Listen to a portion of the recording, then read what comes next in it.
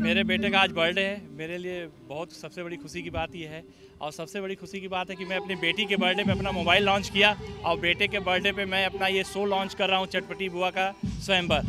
और चटपटी बुआ को तो आप जानते हो कपिल के शो से कि वो कितनी चटपटी हैं और क्या हैं। तो मेरे को बेहद खुशी है कि मैं अपने बेटे के बर्थडे के साथ साथ अपना पहला शो जो है मैं ये लॉन्च कर रहा हूँ आज के दिन। सर, जैसे कि आपने कहा कि जिस तरह से आपके बेटे का बर्थडे था, मोबाइल लॉन्च किया, आपके बर्थडे के टाइम शो लॉन्च किया, आपके बर्थडे टाइम कुछ प्लानिंग है? हम अपने बर्थडे के टाइम कुछ और भी लॉन्च करेंगे, लेकिन अभी आप उसको आप लोग कंफ्यूजन में रहिए, अभी तो ज़्यादा अच्छा रहेगा। शो के बारे में जानना चाहेंगे, जो चटपटी बुआ का शो है, या किस तरह का शो रहेगा और क्या? ये थिएटर शो है और ये बहुत ही अच्छा प्ले होगा। और आप लोग देखेंगे कि एक बुआ है जिसकी शादी नहीं हुई है, 22 ईयर्स ओल्ड, और उसके लिए कई राजा महाराजा आते हैं। अब वो शो देखने के बाद आपको पता चलेगा कि बुआ किससे शादी करती है। ये अपने आप में बहुत एक रोमांटिक है। सर, बहुत सारे शो चल रहे हैं कॉमेडी के, ये शो कितना अलग है? ये कॉमेडी से बिल्कुल अलग है, क्योंकि कॉमेडी में अभी कोई ऐसा व्यक्ति नहीं है कि जो अविवाहित है।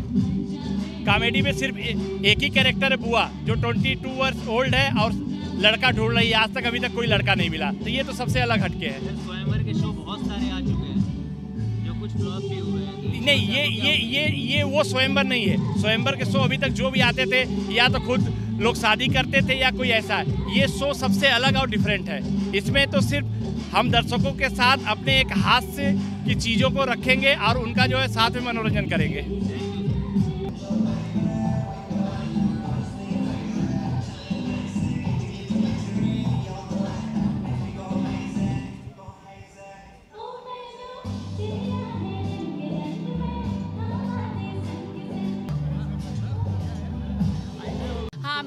हाँ, असल में मैंने एमए की है, एमए इन ड्रामेटिक आर्ट्स। तो मेरा स्टेज से बहुत लगाव है शुरू से।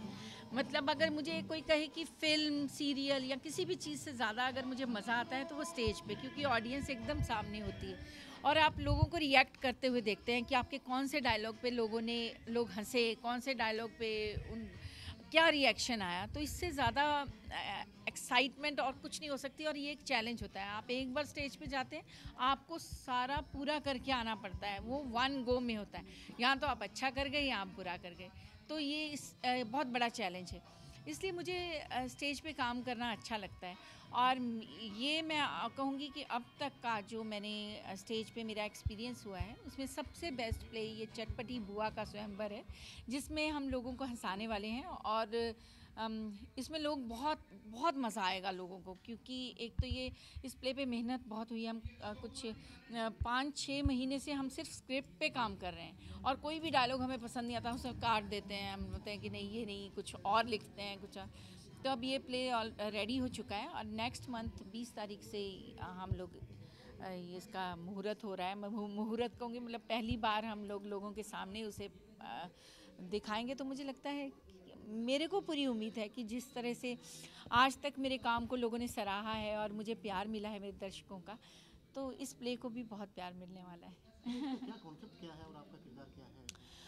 जैसे कि आपने मुझे देखा, उसका नाम है चटपटी बुआ का स्वयंवर। तो चटपटी बुआ मतलब जो कॉमेडी नाइट्स की बुआ थी, उसकी भी शादी नहीं हुई थी, तो ये राजकुमारी है चटपटी, और इसकी भी शादी नहीं हुई, और उसका स्वयंवर होता है। और उसमें डिफरेंट तरह के राजा आते हैं, कोई बूढ़ा राजा आता है, कोई दुबला राजा आता है, कोई यूपी का राजा आता है, कोई बिहार का राजा आता है। तो वो उनके साथ कैसे रिएक्ट करती है और उसको कितनी डेस्परेट है शादी करने के लिए, ये उससे कुछ मिलता है। लेकिन वो राजाओं की कहानी है, और फिर दिखाते हैं कि वो चटपटी विक्रम और बेताल ये कहानी बता रहे हैं ऑडियंस को, वो जो नरेट कर रहे हैं वो हम दिखा रहे हैं। और उसके बाद वो देखते हैं कि अभी बोलते हैं कि अभी भी देखिए ये वैसी है, और कभी सलमान के पीछे है, कभी शाहरुख के पीछे है, तो वो सब दिखाएंगे हम। और फिर वो ऑडियंस के बीच में चली जाएगी और ऑडियंस के साथ इंटरेक्ट करेगी कि कोई भी नहीं मिला, जब मैं राजकुमारी थी तब नहीं मिला, ये नहीं, और अब लोगों के पीछे पड़ेगी। मतलब वो 3 उसमें वेराइटीज़ हैं, 3 वेरिएशंस हैं जो लोगों को, क्योंकि हम ऑडियंस के बीच में जाने वाले हैं, ऑडियंस के साथ इंटरेक्ट करने वाले हैं, तो वो लोग उसे पसंद करेंगे। बुआ जी, आपका 22 चटपटी बुआ में तो उससे बहुत ऊपर है, बहुत कुछ है। मतलब अभी मैं क्या एक्सप्लेन करूं, आप देखेंगे तो आपको पता चलेगा कि उसमें कितना मज़ा आने वाला है ऑडियंस को। 22 था, बिन हिट नंबर ही हो गया था, तो ऐसा कुछ उसमें एक पंचलाइन होगा हाँ पक्का उसमें है, और वो 22 को लोग मिस नहीं करने वाले हैं क्योंकि मैं कॉमेडी नाइट्स कर रही हूँ और वो बस सेम कैरेक्टर हम लोग प्ले कर रहे हैं उसमें। अच्छा भास्कर जी, अब चौक और डस्टर में आपने एक अच्छा किरदार प्ले किया, और कौन सी बॉलीवुड मूवी में आप मैं एक फ़िल्म कर रही हूँ, उसका नाम है, ये फ़िल्म पाकिस्तान में बैन है, तो हाँ फिल्म का नाम ये है, तो वो मैं कर रही हूँ। बाकी अभी मैं देख रही हूँ कुछ बहुत इंटरेस्टिंग कैरेक्टर्स होंगे तभी मैं करूँगी, अदरवाइज़ जैसे चॉक एंड डस्टर मेरे को बहुत अच्छा लगा था वो कैरेक्टर, उसमें वो कॉमेडी भी है, उसमें इमोशनल भी होती है वो, और बहुत सारी वेरिएशंस थी उस कैरेक्टर में, मंजीत में, और उसका सब्जेक्ट बहुत अच्छा था।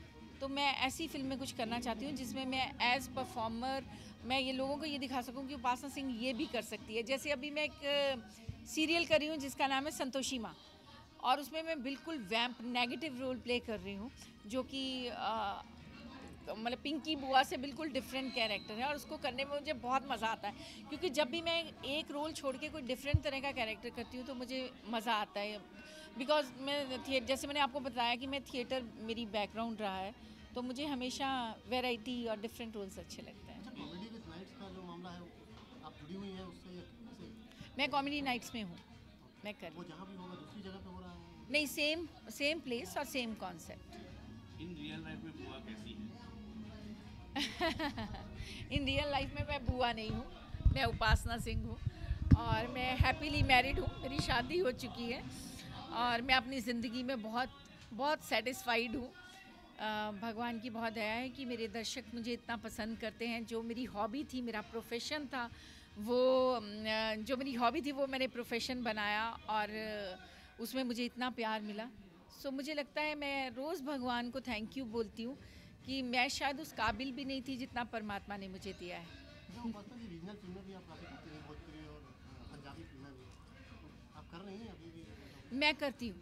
मैंने अगर कोई रोल मुझे पसंद आता है तो कोई भी ऐसा काम नहीं है जो मैं छोड़ती हूँ। मुझे मतलब मेरे को वो रोल पसंद आना चाहिए, चाहे वो मैंने इंडिया की तकरीबन सारी भाषाओं में काम किया है।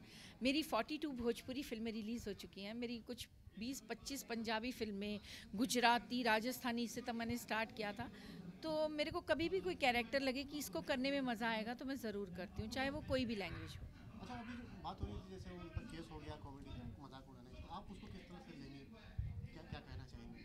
मैं तो यही कहना चाहती हूँ कि किसी भी कॉमेडियन का और किसी भी एक्टर का उसमें कोई कसूर नहीं होता, क्योंकि एक्टर को जो स्क्रिप्ट दे दी जाती है वो वही बोलता है। तो अगर किसी को भी ऑब्जेक्ट करना है या ऑब्जेक्शन लेनी है तो वो स्क्रिप्ट है जो लिखी गई, और चैनल उसे अप्रूव करता है, तो एक्टर का कोई कसूर नहीं होता। और इसको लाइटली लेना भी चाहिए, क्योंकि आज तक आप सारे कॉमेडियंस को उठा के शुरू से लेके आज तक के तो सब मिमिक्री करते हैं, और बड़े बड़े लोगों की है उन्होंने मिमिक्री, और आज तक ऐसा कोई बड़ा बवाल नहीं हुआ, ऐसी प्रॉब्लम्स नहीं आई हैं। ये तो मैंने पहली बार सुना, और मेरे को खुद डर लगने लगा, अरे मैंने वो कैरेक्टर किया था, मेरे ऊपर मुझे पुलिस पकड़ के ले जाएगी। सो मतलब हर आदमी डरता है। अभी राजू श्रीवास्तव जी को देख लीजिए कितने किए हैं, या और भी आप सारे कॉमेडियंस को देखिए। मुझे नहीं लगता है कि ऐसा होना चाहिए था। अभी आप थोड़ा संभल के करेंगे उस तरह का किसी का मजाक उड़ाना? डर लगता है थोड़ा, हाँ। अभी हम सोचेंगे, और लाइंस बोलने के टाइम सोचेंगे कि क्या है। मैं ये मानती हूँ कि धर्म का मजाक नहीं उड़ाना चाहिए, लेकिन वो धर्म का मजाक नहीं था। जैसे मैं सरदारनी हूँ, गुरु ग्रंथ साहब जी के साथ मेरी बहुत अटैचमेंट है, या जितने भी धर्म ग्रंथ हुए हैं सबके अपने अपने धर्मों के साथ, उसको आप छोड़ दीजिए। और बाकी आप जो इंसान ज़िंदा है, अभी मेरी कोई मिमिक्री कर रहा हो तो मैं हंसूँगी उस पर, और मोदी साहब भी हंसते हैं, अमिताभ जी भी हंसते हैं, तो इसे एक मजाक की तरह लेना चाहिए। आप कभी भी छोटे नहीं हो जाते। जो आदमी अपने ऊपर हंसता है वो सबसे बड़ा और सबसे महान होता है, मुझे लगता है। जो फिल्म पाकिस्तान में बैन है उसके बारे में थोड़ा सा बताइए, आपका किरदार क्या है और किस तरह? वो फिल्म अभी शुरू हुई है, और उसमें वो भी एक इंटरेस्टिंग फिल्म होगी। जैसे चॉक एंड डस्टर मैं बोलती हूँ कि ऐसे कुछ इसी तरह का वो सब्जेक्ट है कि पाकिस्तान, अभी सब्जेक्ट सुनाने से मना किया है प्रोड्यूसर ने। Okay, thank you so much. खबर नहीं बोला ना,